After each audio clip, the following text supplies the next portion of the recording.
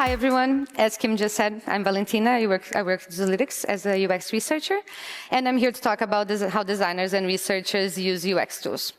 So in my career, I navigated UX research in its variety of realms. I started by focusing on product design and the way the product packaging could impact the user experience.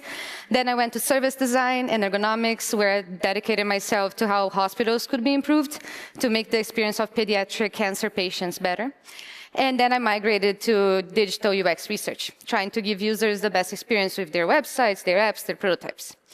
Throughout these several years, I have worked with both UX researchers and UX designers, being able to see the differences and the similarities between those two fields, which are very, very related. More than anything, I was able to see how important it is for the designers and the researchers to collaborate before, during, and after a study is conducted. So no matter if it's focused on the product, if the service, or the digital experience.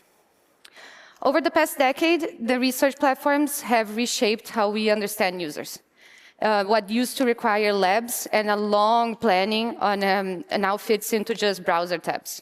So this change that has been happening created several tools. And even though the tools are the same, how they are used varies a lot depending on who's using them.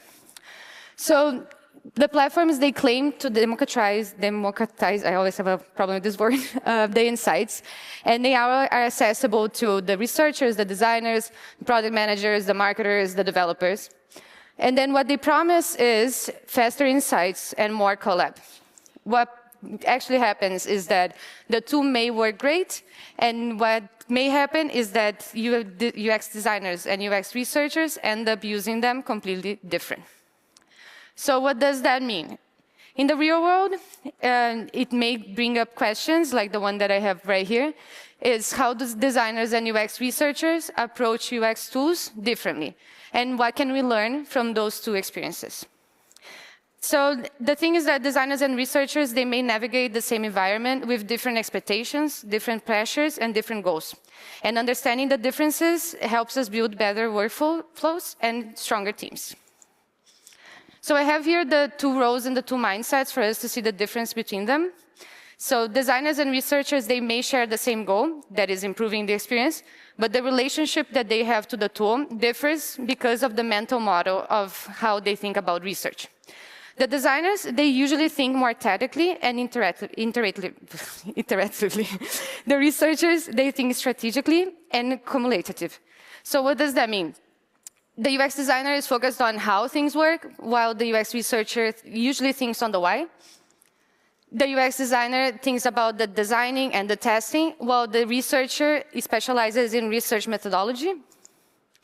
And the designer tends to work fast, iteratively, and as I said before, the researcher systematically, and comparing the insights and comparing things that they are studying. The last thing is that designers measure success through the progress, while the researcher measures success through the insight quality. When working together, it is common for the researcher to conduct and to analyze the study, and then later ask the designer to help translate the insights into visual elements and the design changes. So what this leads to is that both sides reduce the chances of bias. And why is that? It's because the designers have deeper knowledge of the flows, the interactions, and the technical how of the whole experience, while the researchers, depending on the level, tend to have a broader, more strategic grasp of the why and the what.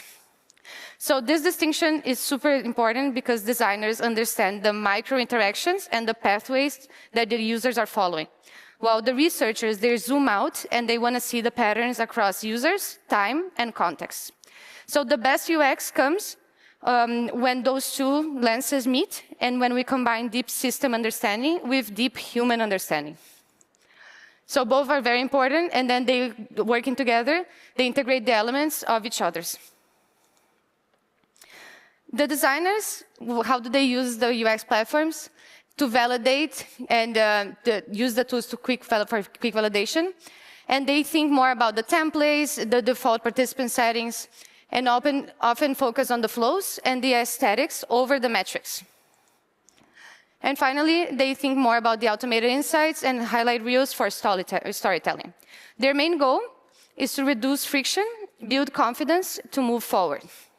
So this all means is designers, they use the platform as an accelerator. Their studies are pragmatic, they're quick, they're iterative, and they are embedded into the workflow. They are looking for friction points and confirmation, not statistical significance. The platform is the shortcut for them to get the feedback. This also raises the matter of unnecessary bias in the study flow.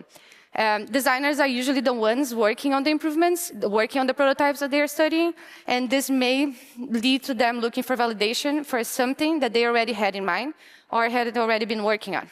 So this is where bias comes in. Researchers, on the other hand, they see the platform as part of a larger research ecosystem. So they tweak the variables, they cross-reference the data, and they use the tools to build structured understanding. So they tailor it to the goals that they have.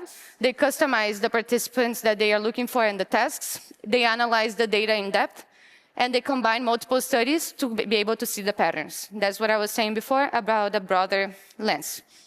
The goal here is to ensure reliability and to find the underlying causes.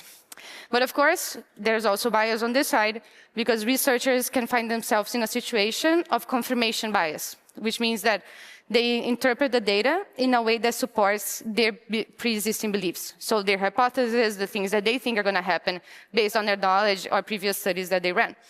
So they may ignore the other valuable insights and only focus on the ones that are confirming what they were looking for.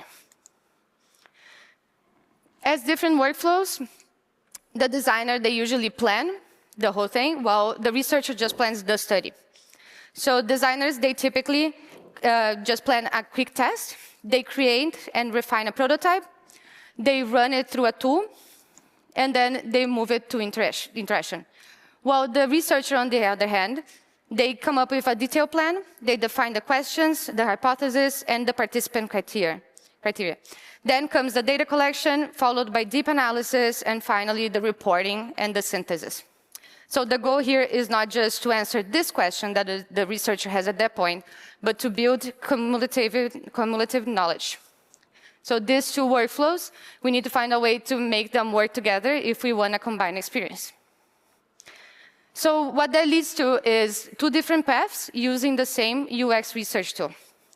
So this shows the contrast between tactical validation and strategic investigation. Neither is wrong, of course. Each serves a different purpose in real life and when we are working with real studies. But when they happen in their own silos, we miss opportunities to combine the findings. In other words, they are not competing. They are both valid processes. They are just complementary gears in the same machine. When they both move in sync, you get a product that's both fast to market and deeply user-informed. So we can see right here the designer, they're focusing on the prototype, and then they think about the flows and everything else, while the researcher can plan the moderated sessions and think more about the what and how to solve things.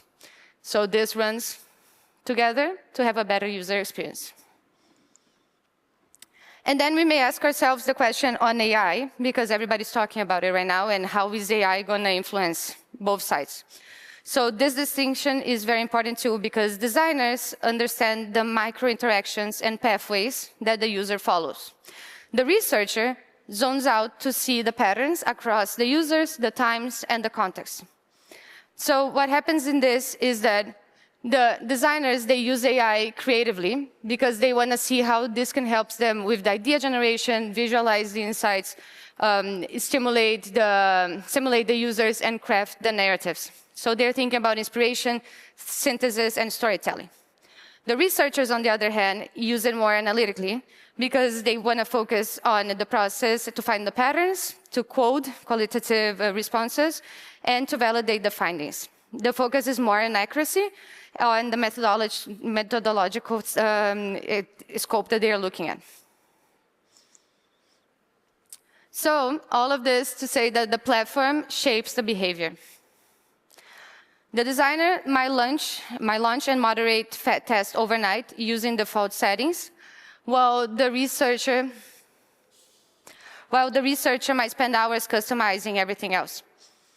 Both are valid approaches. They are just optimized to different needs. So instead of trying to standardize everything, a better approach is to create intentional bridges and then place the two workflows that we were talking about before in one single scope. For example, the designers might invite researchers to help define the success metrics, while researchers might share early insights in a designer's sprint review. But the platforms are neutral. Their UX designs nudges certain behaviors. If a tool emphasizes automation, it empowers designers, but it risks surface-level insights. If it emphasizes configurability, researchers thrive, but others may feel excluded. So the best tools that we have balance both. So for friction points, we have the time pressure versus research depth. So that's usually what happens if anyone ever run research. Being a designer or researcher, we are all always in a time crunch for anything. The automation versus the methodological control that we have. The different success metrics that I was talking before, so speed, reliability. Misalignment on goals and vocabulary. Sometimes it feels like, from my side at least, that I'm speaking another language than a designer, even though we come from the same background. Basically, we're both focusing on user experience, but we are looking at it from different lenses. And also the ownership of the study of the platform. So sometimes if a designer and researcher are working together on something, it's hard to know who owns the project, who owns the study, and who has, let's say, is the leader of this project. All of this just shows us that these friction points are not about the people, but they are about the systems. The misaligned incentives, different definitions of done, and the tool limitations can create tension. And if we name them, we can start to fix them. When collaboration is built into the workflow, the platform becomes a connector, not a divider. So ways to collaborate between the two type of, in this case, researchers, because the designer is also working as a researcher, is to create shared research rituals. So if they are doing the working on the study together, who is doing what, and then following the same kind of pattern. Use contextual templates to know when, to explain when and why to use them. Let the designers run the guided studies with the researcher just there for assistance. And let the researchers learn design constraints and trade-offs firsthand. Because these are the things that we don't learn from the other side when we are building our foundation as a researcher or a designer. I may not know enough about design and how to apply this in real life, while a designer may not know all the methodologies and all the things that comes with research. So designers get more strategic with this, and researchers get more practical. And then the teams gain a shared sense of purpose. So from roles to relationships, what can lead to them working together is the designer bringing speed, intuition, and flow mastery, because they're usually working on the prototypes, like I said before, while the researcher is bringing rigor, depth, and analytical frameworks. The designer is closer to the product reality, and it's been working with that product usually from the beginning to the end of it, while a researcher may just come in for a specific point of research. And that is also, even though I just said it as something negative because we don't have the whole sense of the project, the prototype, the product, we also don't have bias because we haven't been close to it. So being distanced from that also brings us a perspective that the designer may not have at that point. The designer has tactical focus, and the researcher is strategic synthesis, because it's part of the things that I said before of the mindset of the relationship of the researcher. And then what this all leads to is that great UX teams, they don't erase the differences. This is what I wanted to show. They just leverage them.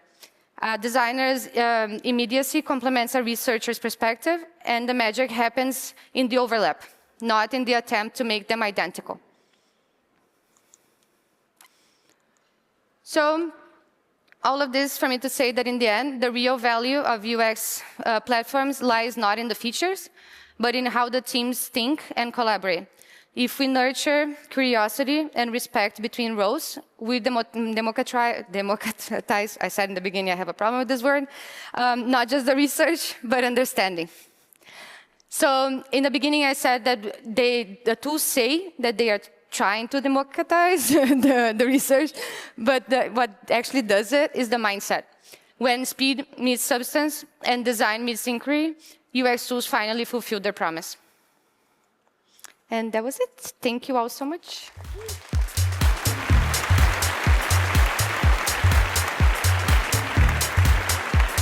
Analytics tells you what.